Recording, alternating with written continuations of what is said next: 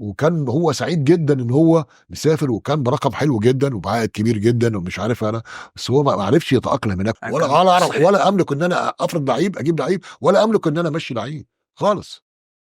خلال الأيام الماضية إمم. كابتن محمود أبو الدهب آه. طلع قال إن الحاج إمم. محمد عبد الوهاب هو سبب رحيله من النادي الأهلي، ترد تقول إيه؟ أنا استغربت جدًا، أنا سمعتها وحد بعتها لي، أنا آه. مش عارف أنا ليه يعني مخصّصيني ده، بالعكس أنا الحمد لله ربنا جعلني كنت سبب ليه، إن هو يروح النمسا، ويروح بعقد عقد كان كويس جدًا بالنسبة له، هُم كانوا جايين عايزينه وراح بعقد كويس جدًا، تمام. وكان عايز أقول لك على حاجة كمان يا حامد، إن الكابتن صالح بنفسه قعد أشرف على العقد وعلى الحاجات اللي هو مش عارف أظن كان الكابتن صالح، إن المكونات العقد يعني هيعيش إزاي وياخد كام ويعمل آه، وبتاع كل وكلام من التفاصيل كلها. آه.